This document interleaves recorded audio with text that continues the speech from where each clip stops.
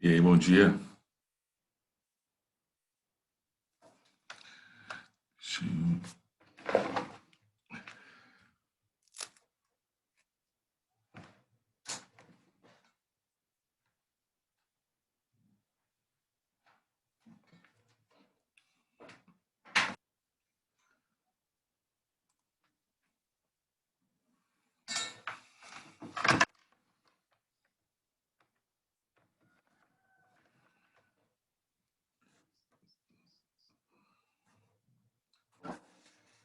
Congelei.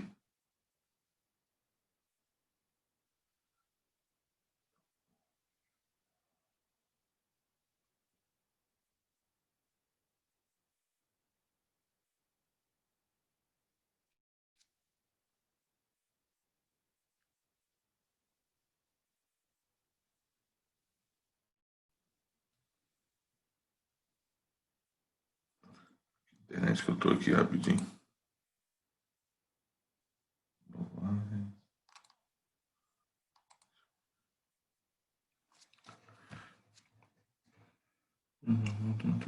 Galera, então vamos lá, né? Hoje é física, né? Vamos seguir. Vou pegar meu slidezão aqui de óptica aqui pra gente.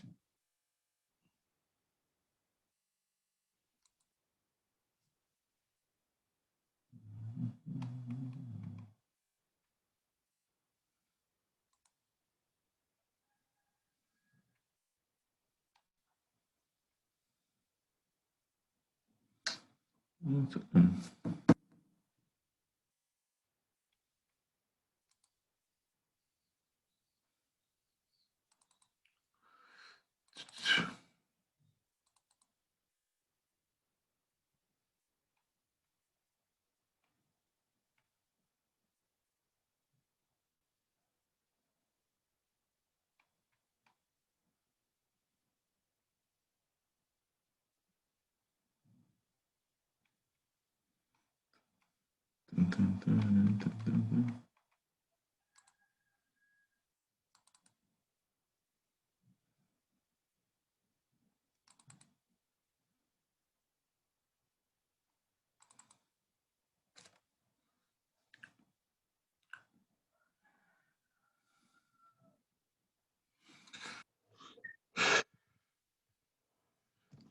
Então vamos. Então, a gente, ó, física ótica pra gente. Beleza? Fechar logo esse tópico também aí. Vamos tentar. Estamos bem adiantados já em eletroquímica, né? Estamos bem adiantados. Falta só a parte final de eletrólise, né? A parte de leis de Faraday, a gente entender um pouquinho sobre isso, né? Visualizar. Então, eu acho que uma aula eu consigo concluir. Eu só tenho uma questão de, como eu disse para vocês, de 2010, de leis de Faraday. Eu vou ter que fazer uma lista complementar. Mas não há necessidade de mergulhar de cabeça nisso, mas vou fazer uma lista complementar. Eu tenho, né, a gente precisa de algumas listas. É, então, só o último tópico que eu havia dado para vocês foi a parte. Eu comecei com reflexão da luz, eu ia começar, né, com reflexão. Falei sobre eclipse com vocês. Esses primeiro, terceiro, segundo e terceiro, falei sobre as cores. E aí nós íamos começar a falar sobre reflexão da luz, correto? Ponto.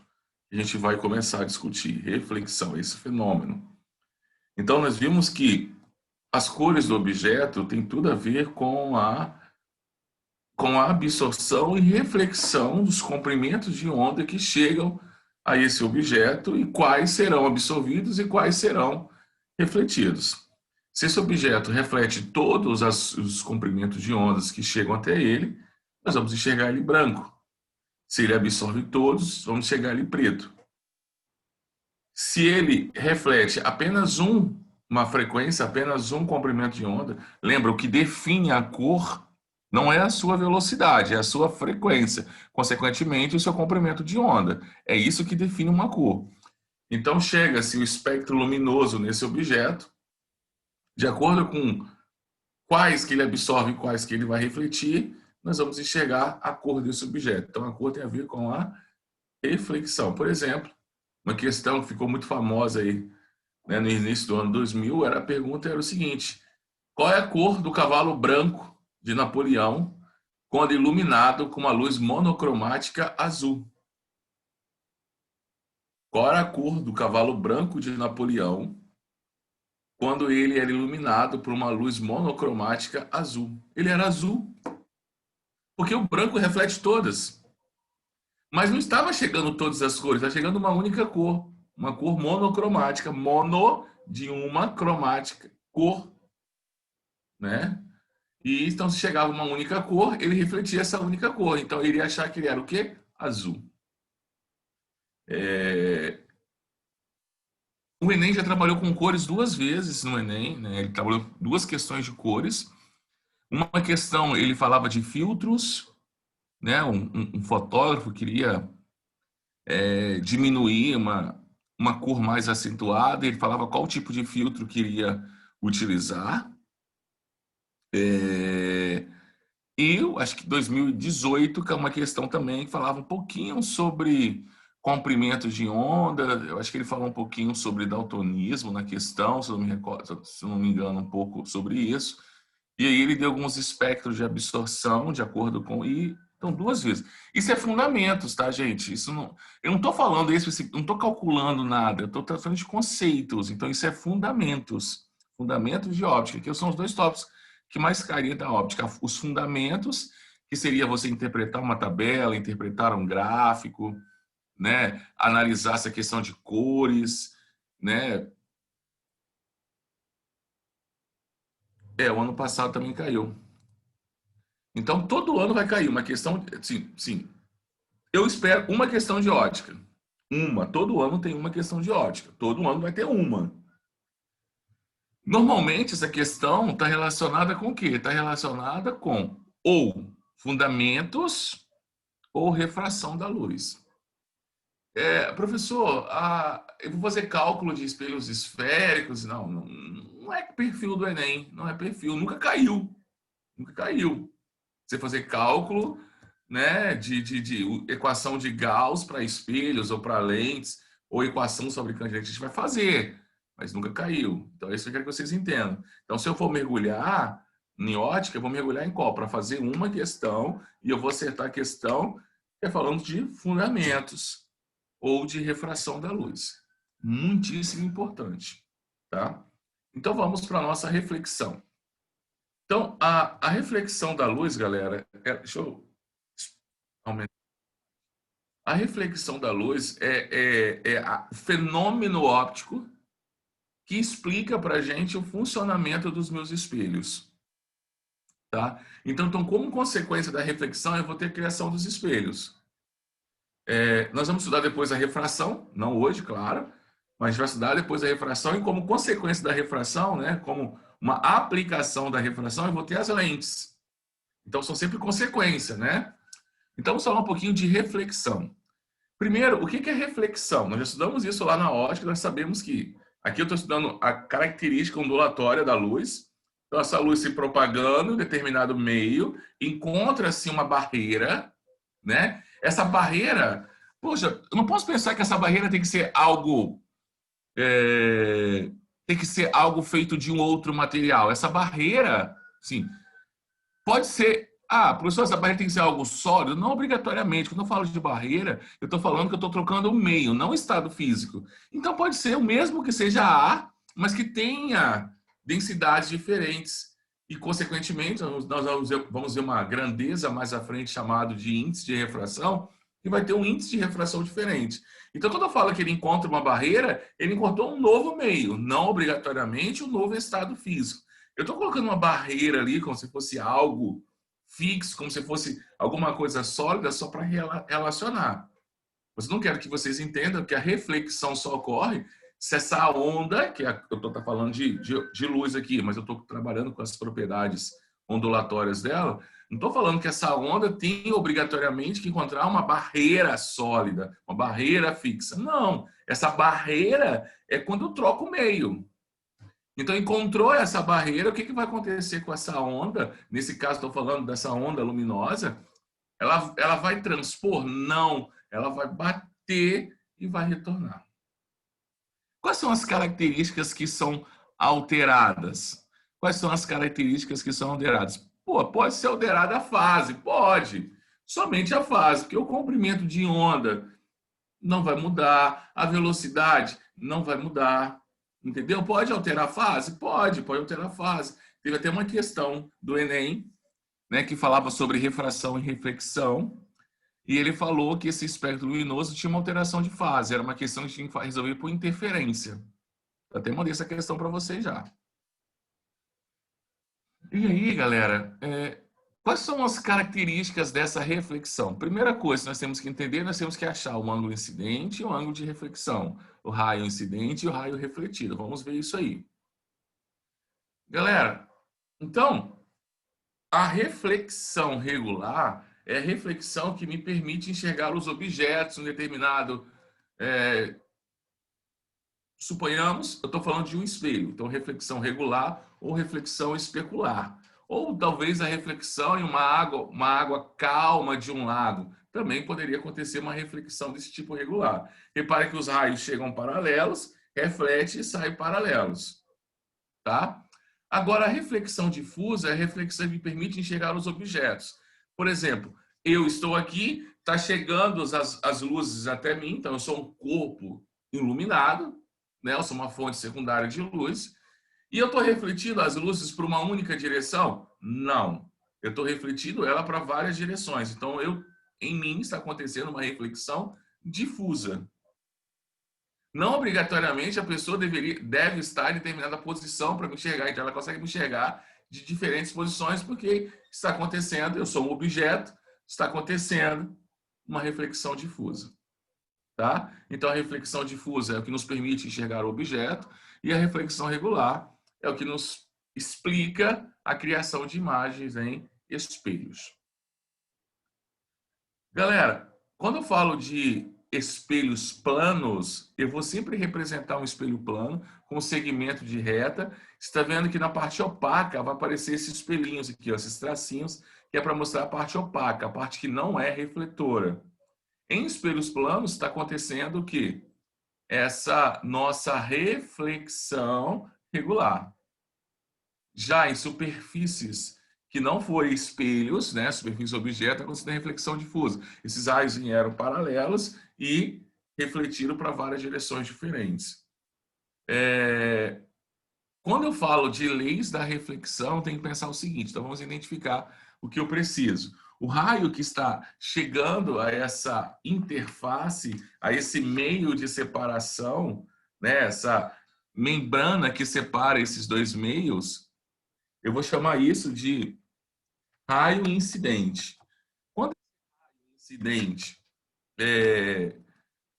atinge a superfície e ele sai, né? Então ele bateu, está retornando agora, mudou a sua direção de propagação, pode ocorrer alteração, mudança de fase, mas a gente não está preocupado aqui na ótica com isso. Na ondulatória sim, mas aqui na ótica não. Esse raio que está chegando, então, nós vamos chamar ele de raio incidente, RI. Esse raio que está saindo, vamos chamar de raio refletido, RR. E a gente vai tracejar uma linha imaginária. E essa linha imaginária ela é sempre perpendicular a essa interface entre dois meios. Então, eu vou colocar aqui, ó, tem um meio A, só para a gente ir acostumando, ó, meio A. E aqui eu vou ter o meio B. A gente se acostumando. Então, ó, repare que essa onda luminosa, nesse raio de luz, ele não foi para o meio B. Ele bateu raio incidente e refletiu raio refletido. Tá vendo que eu tracejei uma linha imaginária? Essa linha não é um outro raio de luz. É uma linha imaginária que ela é perpendicular a essa interface entre esses dois meios. E eu vou chamar essa linha imaginária de normal. Ela sempre será perpendicular a essa interface entre os meios. Tá? Então, ela sempre vai formar um ângulo de 90 graus. O ângulo entre o raio incidente e a normal, eu vou chamar de ângulo de incidência, Izinho. O ângulo entre a normal e o raio refletido, eu vou chamar de ângulo de reflexão, ou Rzinho.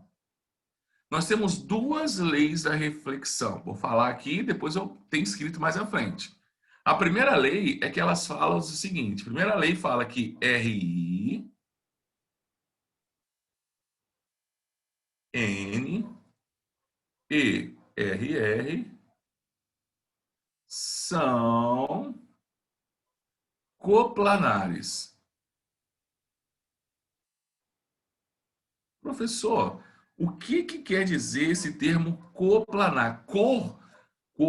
Toda palavra que começa com esse prefixo co quer dizer que dá uma, uma noção para a gente de ambiguidade. Coexistir, que existe ao mesmo tempo. Coplanar de existem no mesmo plano. Então, né? Coplanar. São coplanares, tem plural aqui. Então, quer dizer que tanto o raio incidente quanto a normal, quanto o raio refletido, estão em um mesmo plano. Então, quer dizer que eu posso usar a geometria plana para resolver exercícios desse tipo. Né? Só tem um único plano ali para gente. Essa é a primeira lei. A segunda lei, ela fala para a gente o seguinte, ó, que o raio, que o ângulo de incidência é sempre igual ao ângulo de reflexão. Então, eu tenho duas leizinhas da reflexão que eu vou colocar aqui para vocês aqui agora. A primeira lei, aqui, deixa eu passar rapidinho aqui para a gente. Coloquei aqui as legendas, ó, olha a legenda aqui, ó, para a gente. Primeira lei, RI, RR e normal são coplanares, o ângulo de incidência é igual ao ângulo de reflexão. Isso sempre, tá, gente? Gente, ó, independentemente, eu estou dando uma ênfase para espelhos, mas é independentemente do tipo de reflexão. Na reflexão difusa, também o ângulo de incidência é igual ao ângulo de reflexão, tá? Também é. Aí quando você, professor, mas por que misturou tudo, não saíram de novo? É porque a difusa tem a ver com a superfície. A superfície ela não é plana. Mas se eu pegar uma parte daquela superfície, um único raio, e pegar aquela parte que ele incidiu e tracejar uma normal, você vai ver que o ângulo de incidência é igual ao ângulo de reflexão. Então, essa propriedade, I igual a R, independe do tipo de reflexão que está acontecendo. Tá? Primeira lei está aqui, segunda lei está aqui. Ó, vocês viram que eu coloquei aqui, ó, qualquer tipo de reflexão. Qualquer tipo. Eu não posso falar que, professor, o ângulo de incidência é igual ao ângulo de reflexão somente em espelhos. Não, não, não, não, não. Esquece disso. Para qualquer tipo de reflexão. Fique claro isso para vocês, tá? Galera, seguindo aí.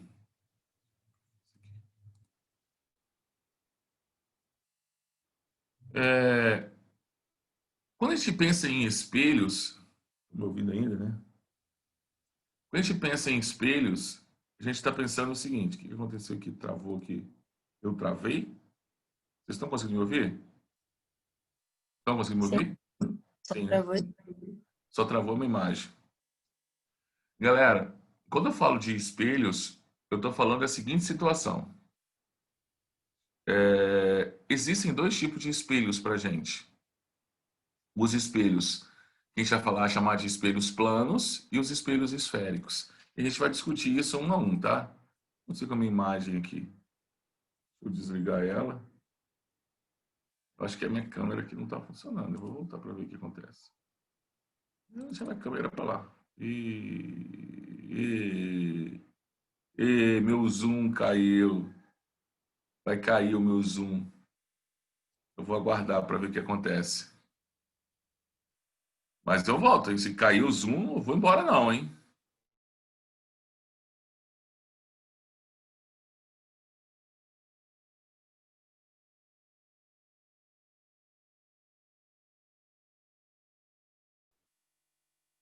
Calma aí.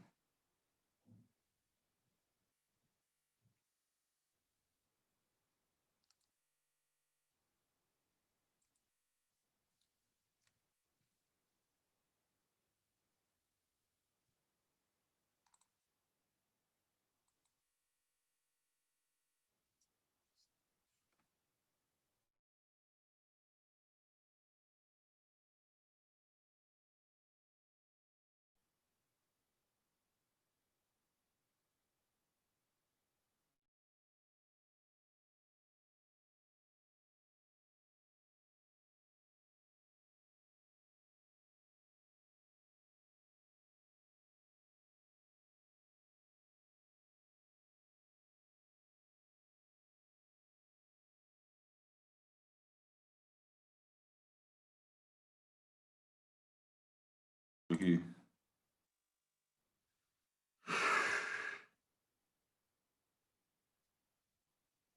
De novo essa bosta.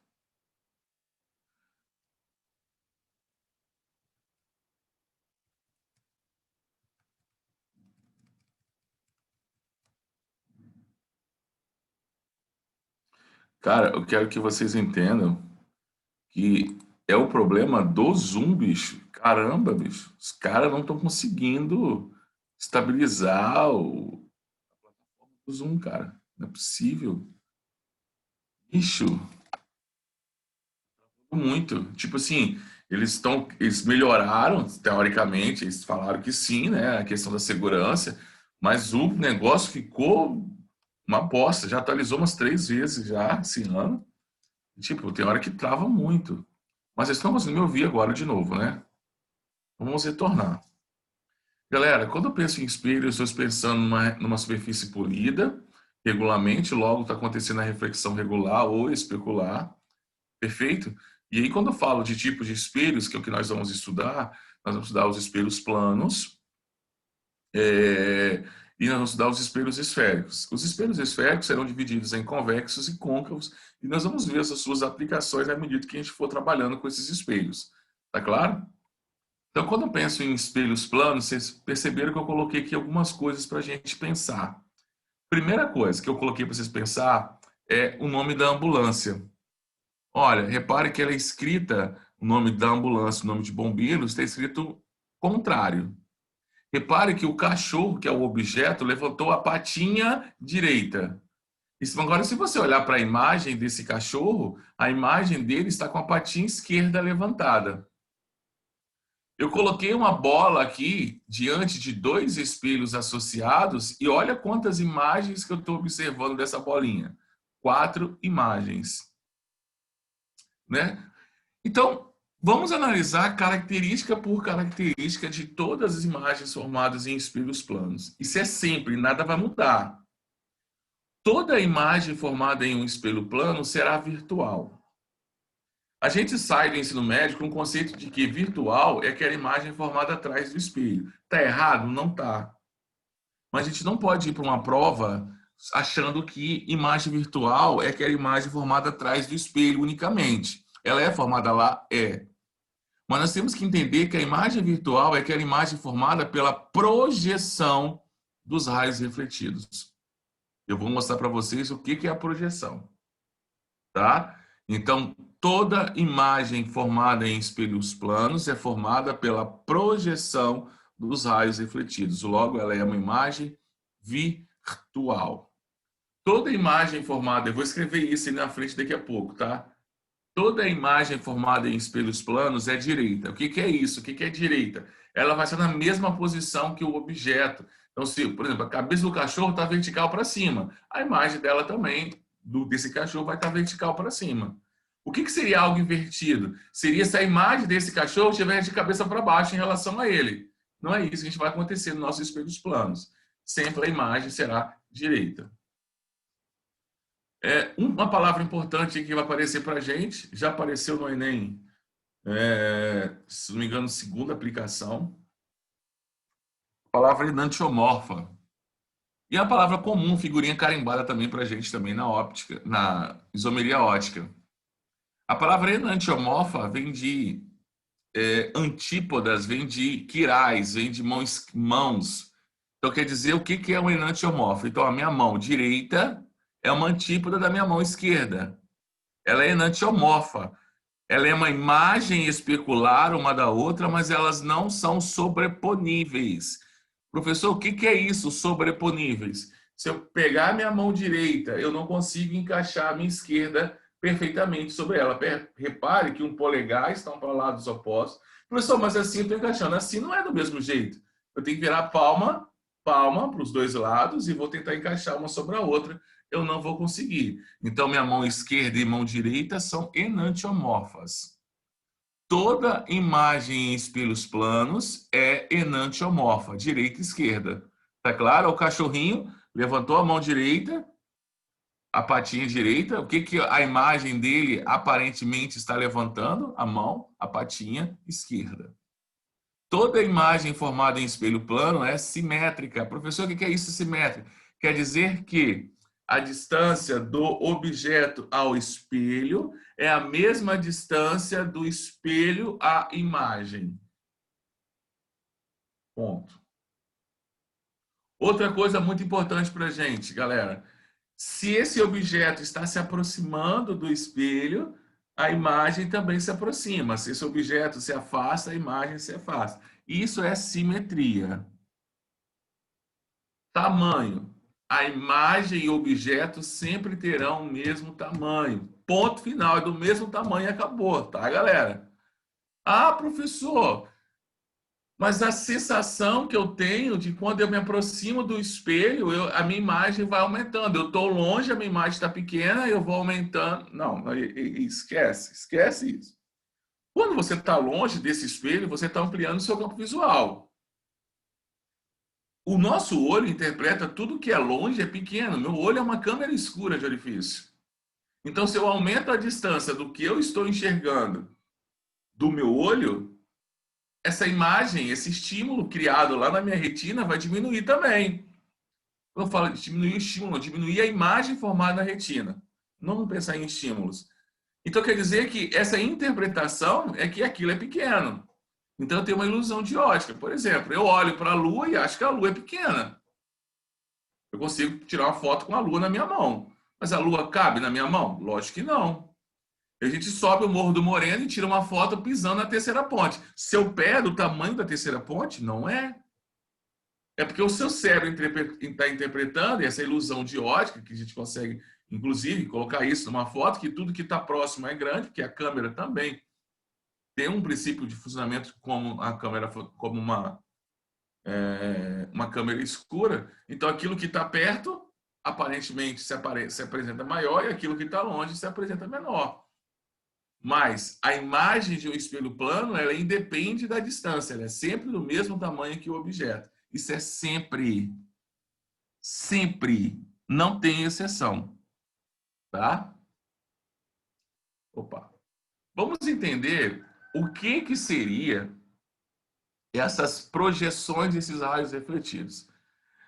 Gente, sempre que eu for desenhar algo, desenhar uma imagem de um objeto, eu preciso de pelo menos 2 raios. Menos que isso eu não consigo desenhar. Então, vamos colocar uma ideia para a gente poder entender. Então, suponhamos eu tenho esse objeto, ele está de frente a um espelho plano, e lembra que esse objeto ele reflete de maneira difusa. Então, quer dizer que ele está sendo iluminado, né, por alguma fonte de luz, e a luz, ao chegar a ele, vai refletir nele para todos os cantos. Eu vou pegar 2 raios desse.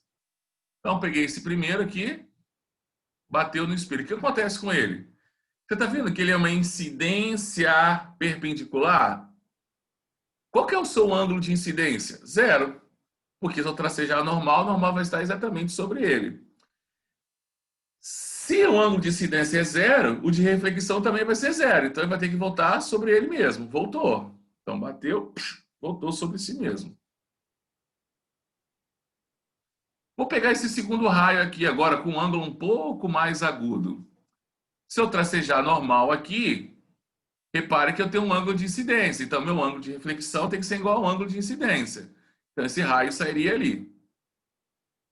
Vocês estão vendo que se eu continuar com esses raios que estão sendo refletidos, por exemplo, esse raio aqui, ele vai embora aqui, ó. Vai embora. Esse aqui vai embora aqui. Tá vendo que esses raios não se encontram? Eles não vão se encontrar, cada vez mais separados. Agora, se eu faço a projeção do meu raio refletido, ó, esse pontilhado é projeção. Se eu faço a projeção, eles se encontram aqui.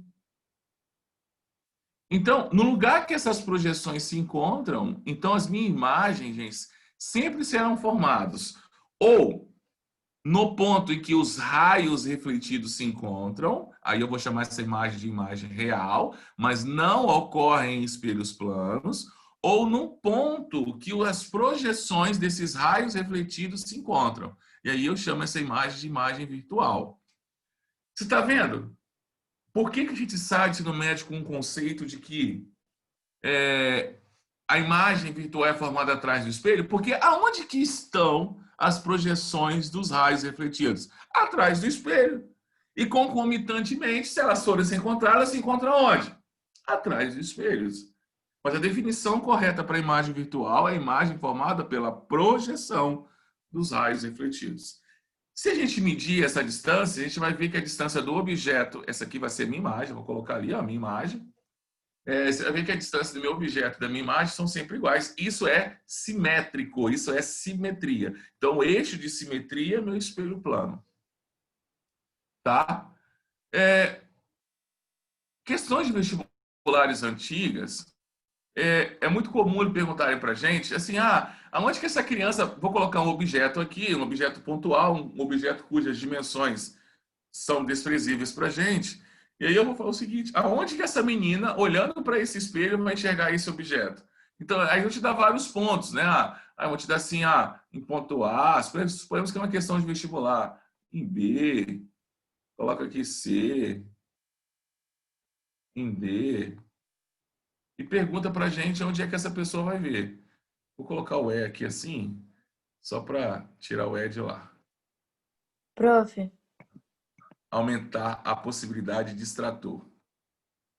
Gente, vocês têm que lembrar o seguinte, independe do observador. A minha imagem é formada pela projeção dos raios refletidos, então interessa para mim o objeto. E o meu espelho é o quê? É meu plano de simetria.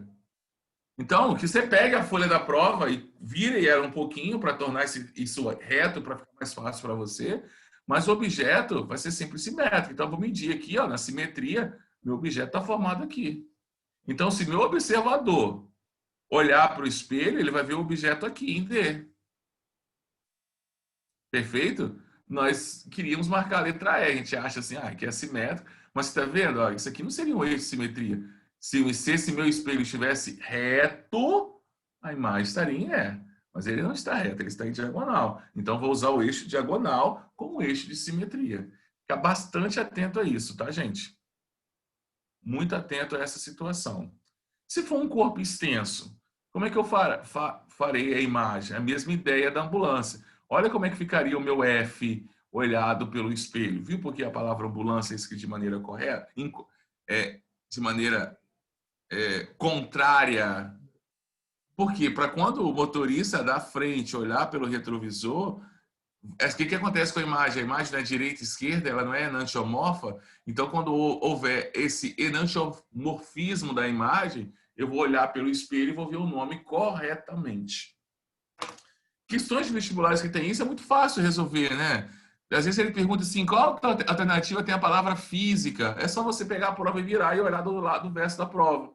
Coloca ela assim na frente da luz e vai ver o nome correto. Se você conseguiu ler física, quer dizer que aquela alternativa é onde tem a palavra física ao você olhar de um espelho. Se você pegar esse F e virar na folha, você vai ver esse daqui. Se você pegar o F, escreve o F na folha, e você olha no verso da folha, você vê isso aqui. Perfeito? Eles são enantiomorfos.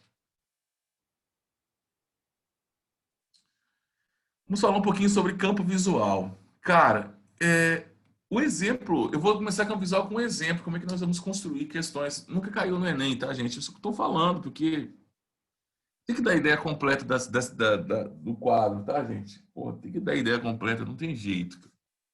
Não adianta ficar em não. Eu vou falar tudo sobre um pouquinho. Então, para fazer campo visual é muito fácil, né? Primeiro, eu tenho que fazer o simétrico do observador. O que é o simétrico do observador? Então, meu observador é esse motorista, ele está olhando pelo retrovisor. E eu quero saber quem está enxergando ali. 1, 2, 3, 4, 5, 6, 7, 8. São as questões de campo visual que nós deveríamos, né? Vamos, talvez, né? Pode cair numa prova ou algo parecido desse tipo. Eu vou fazer o simétrico, então vou fazer um prolongamento, né, desse meu retrovisor. Fiz um eixo de prolongamento. Porque lembra que ele é meu simétrico, ele é meu eixo de simetria? E aí eu vou colocar do outro lado, eu vou colocar o simétrico do observador. Então quer dizer o seguinte, da mesma distância que o objeto, que o observador está dessa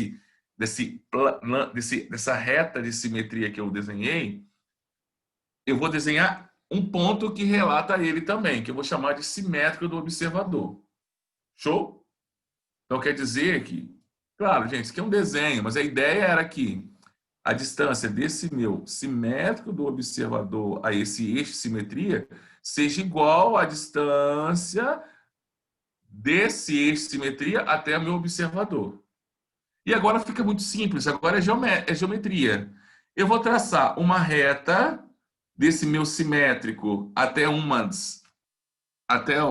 extremo e vou traçar uma segunda reta ao outro extremo. Tem o espelho, não no que eu desenhei, no espelho fixo mesmo, no existente. Eu fiz duas retas que começa lá no simétrico do observador até cada um dos extremos desse meu espelho.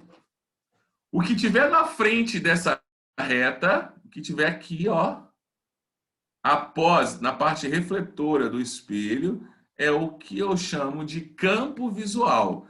O que está de fora disso aí, o que é isso? São os meus pontos cegos. Né? Então, ó, o motoqueiro aqui, ó, em 8 aqui, se for motoqueiro aqui, quando você for curvar para a esquerda, você vai ver ele. Não, né? Ele vai ficar puto com você, né? Pô, mas, cara, ele não deveria estar aqui, ele não pode andar do lado do automóvel. Não é uma via dupla. Ele tem que andar atrás, você acredita que ele quer andar aqui. Aí quando esse motorista vai para a esquerda, o que acontece com esse cara aqui? Ele é fechado. O que ele faz com você? Te agradece, obrigado, tenha um bom dia. Né? Ele faz isso com você, que ele é muito educado, bom dia. Né? Nossa, tudo que eu precisava hoje, meu dia começou. Fui fechado pelo senhor, pela senhora. Tenha um bom dia. Né? Desculpa pela minha inconveniência. Claro que ele vai fazer isso. Ele vai levantar os dedos para você e vai te elogiar da maneira que você não gosta de ser elogiado. Né? Ele vai elogiar a mamãe, o papai, né? Vai fazer algumas reflexões em relação a seu cônjuge, né? Seu marido, seu esposo, namorado, namorada, que às vezes ele cria uma dúvida de comprometimento, fala, o seu corno, aí você, pô, e aí? Você fica pensando, fala, caralho, será? Fica naquela, né? Tem o Leandro Carnal, que ele fala uma situação dessa, eu acho ele muito inteligente. Eu sei que eles têm pensamentos, às vezes, antagônicos, mas eu acho eles muito inteligentes, tanto Carnal quanto Cortella. E o Carnal fala que quando alguém xingou a mãe dele, né? Xingou a mãe dele, ele fez a seguinte reflexão. Cara, será que ele conhece a minha mãe? Né? Que por ele estar duvidando da índole da mamãe dele, será que ele conhece a minha mãe? Cara, tem uma fala desse que é sensacional. Então, às vezes o cara te xinga, por que que você vai... né? Galera, entenderam o campo visual? Como é que eu faço? Simétrico do observador, reta em cada uma das extremidades, na frente do espelho, é o que nós chamamos de campo visual. Show? Tudo que está ali, né, eu consigo enxergar. Tudo que está fora disso, eu não consigo enxergar. Questões vestibulares adicionais, tá? Já fizeram questão assim uma vez na vida de vocês? Ei, conversa comigo aí. Estão me ouvindo aí? Ei, já fizeram assim, questões assim de campo visual? Eduardo, sim. Caiu no Enem? Nunca. Nunca, mas pode cair. Galera, translação de espelhos. Eu vou mais um pouquinho, tá? Eu vou mandar questões para vocês, tá, Natália, dessa parte introdutória. Deixa eu terminar essa parte de introdução. Quando eu terminar espelhos esféricos, eu mando uma lista de exercícios para vocês. Cara, a Natália me cobrou, acho que foi a Natália, me cobrou uma lista de termodinâmica, tá? Pô, eu tenho que pagar essas dívidas aí. Gente, entenda, eu devo, não nego, pago quanto puder. Antes do Enem, eu pago todas as minhas dívidas. Fica tranquilo comigo aí. Vamos fazendo exercícios aí. Galera, eu sei que o Descomplica, às vezes, as listas deles, eles viajam um pouquinho, né? Mas, na ausência das minhas listas, façam o Descomplica. Galera, o que é translação? Né? A gente entende, a gente fala que, assim, é uma dúvida, né, que os alunos têm. Quando eu falo translação, ele está pensando em girar. Não, isso é rotação. Translar é mover de um lado para o outro, para cima, para baixo. Isso que é translar. Então, suponhamos que eu tivesse um objeto distante 1 metro desse meu espelho. Então, quer dizer que a imagem também estaria a 1 metro desse espelho. Se eu movimentar esse espelho para, suponhamos, 50 centímetros, então esse X aqui corresponde a 5. Olha só, vamos entender aqui então. Ó, eu tinha 1 metro, eu estava a 1 metro desse meu espelho, então a minha imagem também está a 1 metro. Aqui estaria a minha imagem. Show? Objeto, imagem. Suponhamos que eu peguei esse meu espelho e movimentei ele 50 centímetros para trás. Então, agora, o meu objeto dista o quê? 1,5 metros desse meu espelho. E a minha imagem vai distar quanto? 1,5 também. Professor, antes, qual era a distância do objeto à imagem? 2 metros. Concorda que a distância do objeto à imagem eram 2 metros na situação 1? E agora passou a ser quanto? Quanto que passou a ser a distância do objeto até a imagem? Passou a ser 3 metros. Mas você não mexeu só 50 centímetros? Ah, então quer dizer que quando eu altero há um deslocamento x, a distância entre objeto e imagem desloca 2x. Se eu me aproximo do espelho com uma velocidade de 1 metro por segundo, a minha imagem se aproxima do espelho também a 1 metro por segundo. Nós, objeto e imagem, nos aproximamos 2 metros por segundo. Tem até uma questão da FUVEST assim, tem um espelho atrás de um caminhão e um automóvel atrás se aproximando com uma velocidade, sei lá, 20 metros por segundo. Aí pergunta, com que velocidade o motorista observa a imagem dele se aproximando? A 40 metros por segundo. Perfeito? Então, se eu movimento X, a distância entre o objeto e a imagem aumenta ou se aproximam 2x. Olha o 2V ali, ó. Fique bastante atento a isso, às perguntas. Se ele perguntasse assim, eu afastei o objeto X. Quantos metros que afastou a imagem do espelho? X também.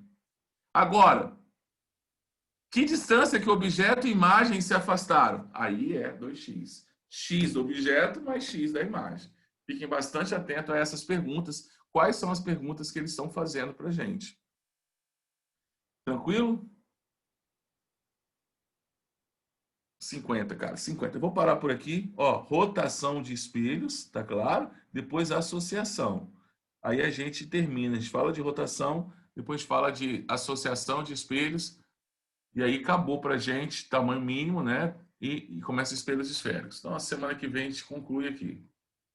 Fala de espelhos esféricos. Galera, tenha um bom final de semana, tá? Um ótimo final de semana, um bom descanso para vocês e até segunda-feira, se Deus quiser e assim nos permitir. Um abraço. Fui. Qualquer coisa me chama lá no Zap. Natália, não te cancelei não, tá, Natália? Eu não tenho palavras naquele momento para descrever alguma coisa, mas eu vou fazer essa lista para vocês. Fica tranquilo, tá bom? Tá. Forte abraço, ó. Tamo junto, galera. Fui.